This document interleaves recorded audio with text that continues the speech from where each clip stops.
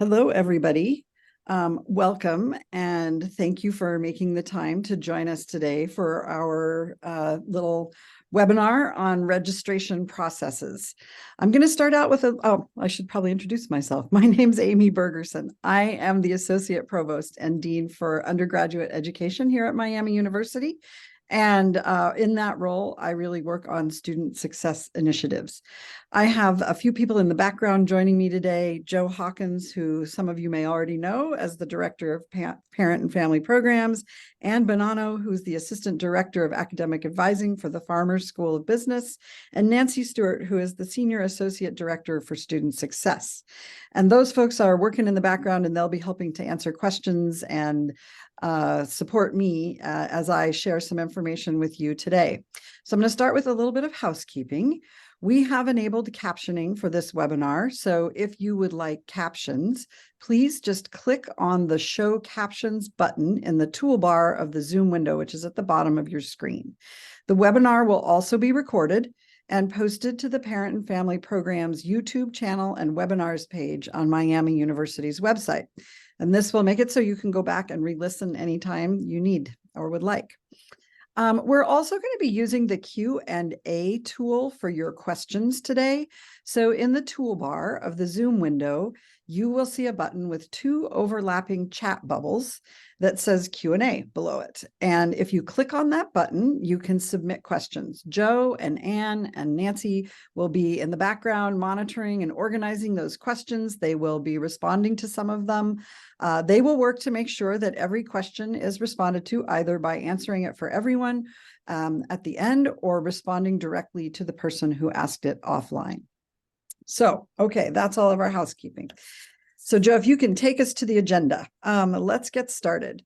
First of all, I want to emphasize to you that registration at Miami is a process. It's not an event. And so what we're hoping today is that we can prepare you to support your student throughout this process. So the agenda for today's conversation should cover everything that you need to be supportive and encouraging for your student through this registration process.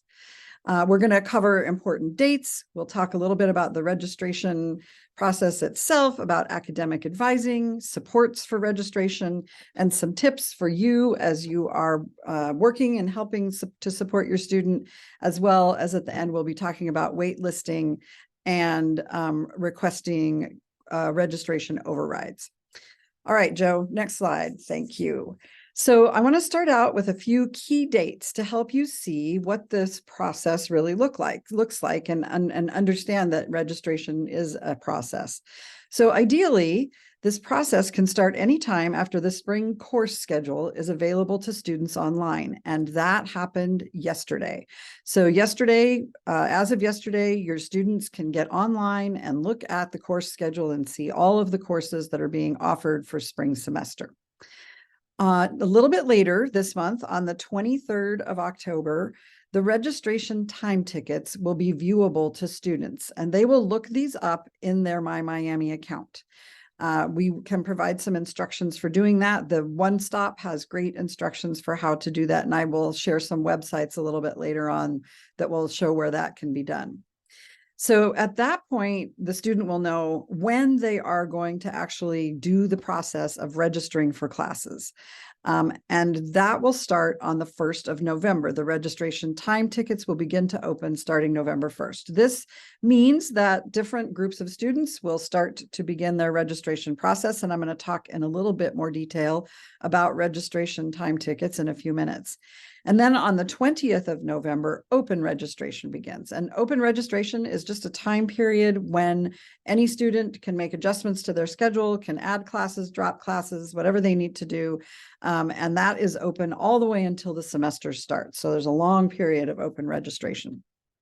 So Joe, if you can switch us to the next slide, we'll talk a little bit about the registration process. So every semester, departments, all of our different academic departments, determine which courses they need to offer to ensure that the students in those majors make progress towards completing their degree. They submit these courses to the registrar's office, and the registrar's office then builds the course schedule for that semester. Once the schedule is released, students can use it to find the classes that they would like or need to take. Students can look the classes up by subject. They can look it up by Global Miami Plan if they are students who started before this fall, or by Miami Plan for students who started this fall. The course list I've provided the link for is the easiest way to see courses when you're looking them up by those attributes of Global Miami Plan or Miami Plan, because in the actual banner schedule, which is another way to look at them, students need to know the names of the courses that they're looking for in order to find them. So if your student is really sort of trying to decide among a bunch of different options, the course list is a really great way to look up courses. You can also look up individual courses on the course list. So that is how we encourage students to start, is by taking a look at the course list and thinking about what their different options are. So, as I mentioned, on the 23rd of October, students' time tickets will be delivered to them, and they will be able to see when they are going to register. Time tickets are assigned to students based on the number of credit hours that they have completed. We do this because the more credits a student has completed, the more likely it is that they'll need a specific course or at a specific time, and they'll need the largest number of options available for those specific things. We also do offer priority registration for some populations of students, such as students who are registered with the Miller Center for Disability Services or athletes, for example. These populations may need very specific sections of courses, or they have schedule obligations that limit their course choices. So they register before the first credit hour based time tickets open. So that actual November 1st opening of the time tickets will be for the priority registration. The most important thing for students to remember about their registration time tickets, there are two things, is number one, to make sure that they know when their time ticket opens. So make sure that they're really clear about what time that's going to be, and so that they're ready. And number two, to remember that the best options for course selection are going to be during their registration time ticket. So they should make sure that they are ready to register when their time ticket opens. So before we go into more detail about how students should prepare to register, I want to talk for just a minute about open registration. Open registration starts once all the groups of registration time tickets are complete. During open registration, students can add and drop courses. They can make refinements to their course schedules. One thing to note is that there is a lot of adjusting occurring during open registration. So if your student is not able to get into say a particular section of a course they want, or they change their minds about something, or they realize they're not going to successfully complete the prerequisite for something they've registered for, they should watch courses during open registration to see what opens up. And in a few minutes, we'll talk a little bit more about some of the strategies for doing this. So I think, Joe, we're ready to go to the next slide. We're going to talk for a second here about academic advising and registration. Now, academic advising is so important to students. It's really important that students work with their academic advisor as they're preparing to register for classes. Advisors are key to making sure that students are taking the classes that they need to stay on track to completing their degrees. If your student is a first-year student, they should hear from their advisor about making a registration appointment, advising appointment. The weeks leading up to registration are very busy for academic advisors, as you can imagine, with everybody wanting to come in and talk about their registration. So students should try to get their registration appointments set up with their advisors as soon as possible. If your student is planning to change their major or double major, they'll also need appointments with advisors from both of the departments, the one that they're changing from and to, or if they're going to double major, they will need to meet with both of those advisors. So they need to really get on the stick and get those advising appointments made. There is a lot of information to cover in a registration advising appointment. So your student can do a few things to make this appointment much more productive if they come prepared with the following. The first is their degree audit report. And I've got on this slide the website for where students can go to look up their degree audit report. So if you want to take a photo of that and send it to your student, that would be great. The degree audit report basically tells them, based on their major, what they need to take to finish their degree. And it's a great first place to check and think about what requirements they're going to be thinking about filling for that degree program in the spring semester. Next thing is the registration worksheet that we provided in the new student guidebook, which is available online. And the link is here again on the slide for that. And they should have that completed and ready to discuss. There are a number of different questions on there about courses that they might be interested in. Are they going to minor? What other kinds of things are they doing? What time frames are helpful for them? So if they can sit down and spend some time working on that registration worksheet, that will really help their academic advising appointment go smoothly. Lastly, they should check their account to see if they have any registration holds. The One Stop website is the place to go for instructions on how to check and resolve any holds on their account. Students with holds will also get reminders from the Student Success Center, reminding them to take care of those holds prior to registration. We want to avoid any students who are getting on the website online to do their registration and their time ticket, and then find out that they have registration holds and they can't register, and then they end up having to wait until open registration to register. So make sure your student knows to check for holds and ensure that those are completely resolved before their registration time ticket opens up. Another support that we offer for first-year students only is registration breakfasts. Registration breakfasts take place in the residence halls on the morning of the first-year student's registration time ticket. Now, it is important to note, if your first-year student has a lot of transfer credits from AP or AP credits or transfer credits, they may actually have an earlier time ticket than these registration breakfasts are happening. So they should check and make sure that the registration breakfast is something that will help them with their particular time ticket.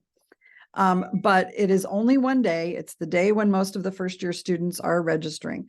There at the registration breakfast, which takes place in their residence hall, we have RAs, academic advisors, and other support folks available to help students with the process of logging into the registration system and entering their courses. This was a new initiative that we started last year. It was super helpful for these students to have people around to assist if needed. So if your student is a new student, have them watch for information about those breakfasts in their residence halls. We don't have the exact dates yet because we don't know what the day of those time tickets it's going to be yet.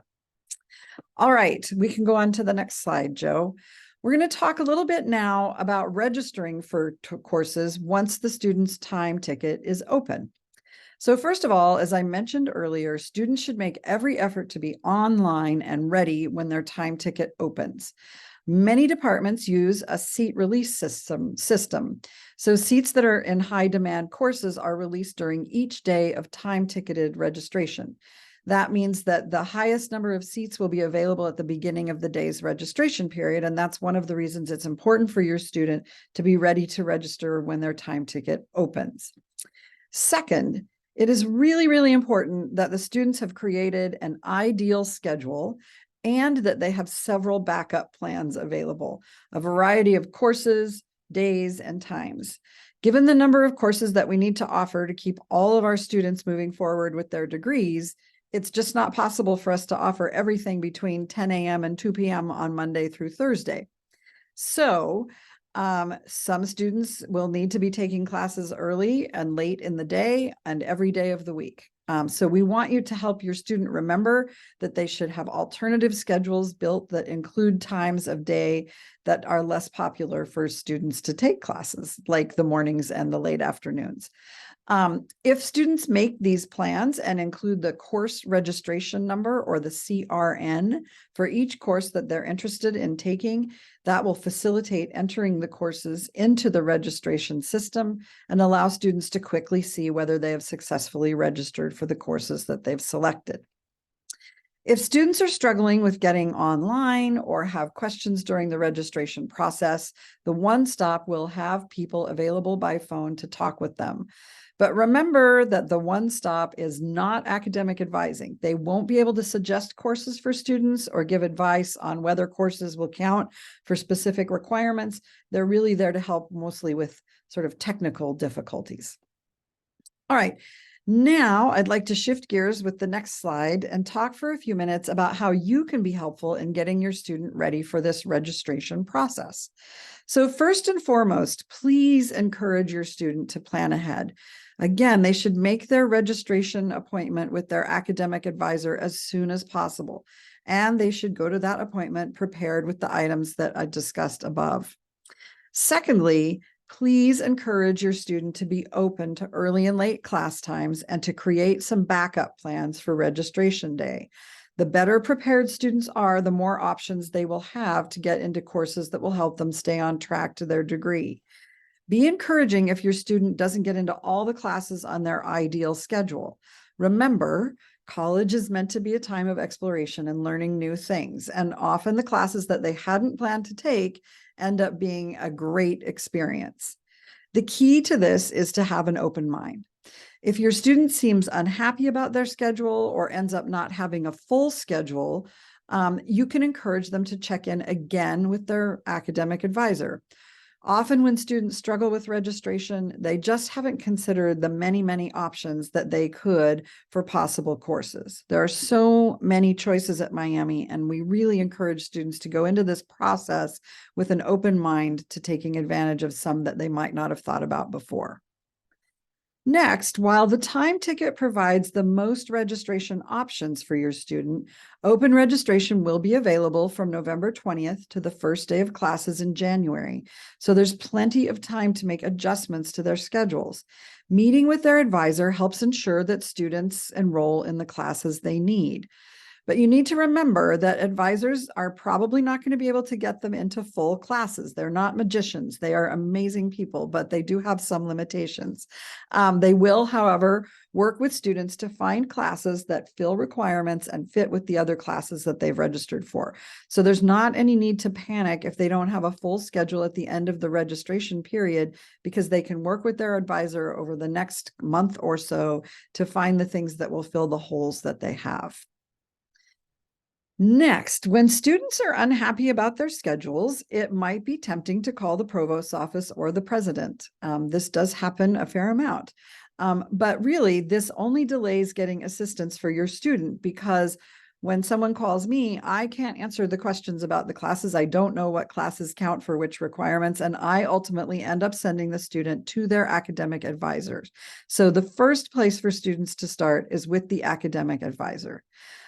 There will also be students who will be needing appointments with the advisors.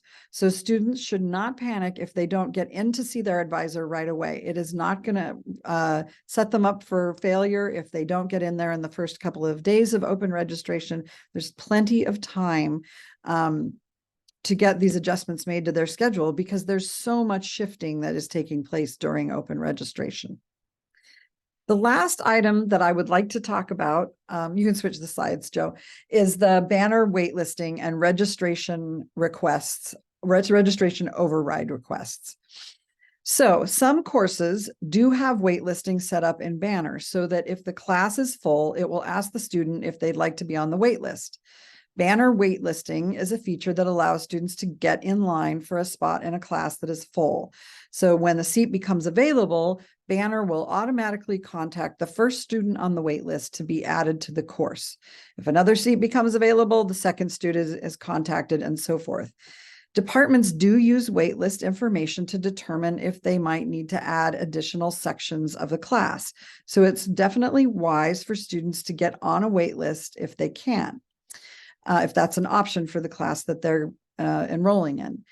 If they are far down on the wait list, it's probably likely that they're not going to get into the class unless another section is open, in which case they need to make sure that they find a backup for that class and have that ready in their schedule. Registration override requests, or what we call RORs here, or RORs, are another way for students to attempt to enroll in courses that are full. Instructions for RORs are on the One Stop website. And that is the same website for the waitlisting and the RORs. RORs are different from waitlists in that they are not automatic. What happens with the ROR is that a representative from each division reviews all the RORs that are submitted to determine which students need to get into the classes the most. So, for example, a senior trying to get in a course they need for graduation will be given priority over a second-year student who's trying to get a course at 10 in the morning instead of the open section at 8:30 in the morning.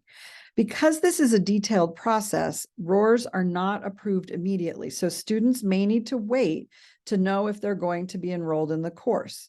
In most cases, instructors have no bearing on the ROR process, so students should not reach out to them about RORs. Also, as with the wait list, students who think they'd like to try to get into a particular course section through a ROR should make sure that they have an alternative course in their schedule as a backup in case their ROR is not approved. If the ROR goes through, they can drop the least preferred section option and keep the preferred option. From time to time, this is really true, we come across students who don't actually register for anything during their time ticket. They just ROR all of their courses. This is very risky because a student may not get into any of those courses, and the options that are available do decrease over time. So please encourage your students to only use the ROR if it is absolutely necessary that they get a certain class, or if the open section of a course they need conflicts with other course times on their schedule that they cannot move. Students are encouraged to indicate that they will accept any section that will fit with their schedule when they submit their RORs, which will maximize their ROR options. All right, next slide. Last thing is practice makes perfect. So the One Stop website has a number of really awesome registration videos that show all of these processes and how the students will click on all the different buttons in Banner and enter the CRNs and how the registration process works. And I really encourage you to share this website with your student and suggest to them that they take a look at these videos. They're all very, very short. They're super clear. They're actually amazing tools that can help them get ready for and actually do their registration process when that time comes. All right. I hope that you found this information helpful and that you feel more ready to support your student through course registration. That is all that I have prepared. And now if there are questions, we can go to those. So folks, if you have a question, I encourage you to use that Q&A tool at the bottom of your Zoom window. Nothing has come in yet, Amy. You've done such an exceptional job that no one has any questions yet. One of the questions that they are all asleep. One of the things that might be helpful if someone wants to talk a little bit about how does a student schedule is it a phone call to schedule with an advisor? Do they go through Navigate? How do they get to Navigate if they do? So we do now have in My Miami a tile that is called Navigate Student. And for students who are in their first or second year and have a professional advisor, making the appointment with your advisor through Navigate Student is the easiest way to do that appointment. If their student gets an invitation from their academic advisor inviting them for a registration advising appointment, which I believe everyone will, that will also have a link right in it that they can use to go through Navigate to make that appointment with their advisor. We really strongly suggest that they use Navigate Student, and because there are lots of other features of that they can make to-do lists and communicate with their advisor through there. The Navigate Student will also show them if they have holds and how to resolve those holds. So that's the very best way to get in touch with their advisor, through Navigate Student. Great, thank you, Amy. Someone joined a little bit late. I'm asking about where to find the course catalog. Let's see if I can go back to that site. This one. So the course list is right there. Krista, it's right there at the top, apps.miamioh.edu/course list. Question. Great questions, folks. All right, it looks like our good questions. Yeah, Ann and Nancy are popping responses into the class. There's a question about. I'll just share these answers for everyone who's listening. Will the process look on with the computer look the same as it did at summer orientation? And the answer is yes. Yes. Same system, same approach. We answered the question about that. A question about a student registered with the Miller Center, but their advising appointment isn't until middle of November. Can they get an earlier appointment? Yes, let's go through the dates again. So the dates are the registration tickets begin opening on the 1st of November. And is their appointment with someone in the Miller Center or with their academic advisor? I think would be the question that I would have, although Anne is typing an answer to this question as well. Thank you, Anne. Yeah, I was going to say many advising offices also offer drop-in advising hours. So if a student is unable to meet with their advisor for a scheduled appointment before their registration window opens, I encourage them to go to drop-in advising to meet with an advisor on duty so that they can get work with an advisor before their time ticket opens up. And different divisions offer different hours for drop-in advising. So I would encourage your student to talk with their advisor about when those drop-in advising hours are so that they can go to those beforehand. Great. Fantastic. And also, I should have mentioned what Nancy mentioned. The registration windows open early in the morning. So, and that's the best time to get the most classes is right at 7:30 when they open up. Great. The question that we just answered is do they need approval from their advisor to schedule? The answer broadly is no. They don't have to have gotten a release to flag or anything. But if they give a hold on their account, which might be an individual thing, then they might need to work with an advisor or talk to somebody. So it's very individual in that space. The advisor or someone at One Stop can also help with that. With holds. Yeah. Good. Question, am I able to speak with an advisor for assisting my daughter with her schedules credits? Everyone at the university is happy to talk to anybody who calls. That being said, this is a space where it is powerful and valuable for students to be navigating this space on their own. Because it's an obstacle, because it's part of the learning process, taking some responsibility. This is in of itself part of the learning part of college, right? It's going out and learning to take responsibility. It's akin to learning to make appointments with your doctor, akin to figure out how to navigate your schedule and work with your employer. Like there's a lot of base skills that go in there. So I would advise you not to do that if you can help it, right? Use these resources that Amy has shared with us. Talk through that. But if you really feel like you need to get some more information, there are advisors to call. You can call every advising office in every college has a phone number that you can call and ask for somebody to help talk you through some of those answers, and they will be happy to help you. But part of the goal is for your students to be doing this, to do this on their own.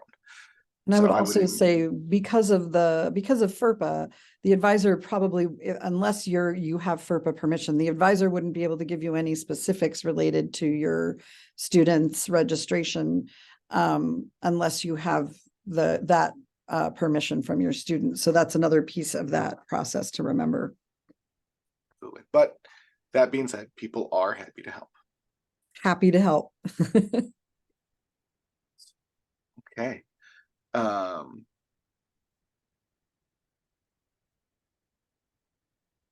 We'll wait one more second, see if anything else comes in. While we wait, I do want to take time to echo Amy's appreciation and appreciate Amy specifically for taking the time to speak with parents and provide this, to Anne and Nancy for taking the time out of their schedule to help answer these questions, to make sure that we know, people know what we're doing on what they're doing with their students. And then we're gonna, just anyone who's here live who wants to share this out, we'll have this, we'll get this downloaded and uploaded into our YouTube channel and via on my miamioh.edu/parents under our resources and webinar section. We'll have this available there. So feel free, those of you who are here, to talk it up, share it out, tell your fellow families. family support structures that this was a valuable resource if it was, and we'll get it there. Lots of thanks are being poured, Amy, into the Q&A in appreciation of you. Oh, thanks. So yeah, I just want to say, you know, I think as someone whose child went to college not too long ago, I know registration can be a little bit stressful for students and sometimes for parents as well. And, you know, to know that we have so many people on campus who are really working hard to make sure your students get the classes they need at as the best we can at the times that they would like to have them. And we want to make sure that we're keeping everybody moving forward all the time. And so, you know, your partnership in this process is also really helpful for us to help nudge your students along to be ready for this when it finally comes around in November is so helpful. So thanks for your interest in being here and sharing the information with your people.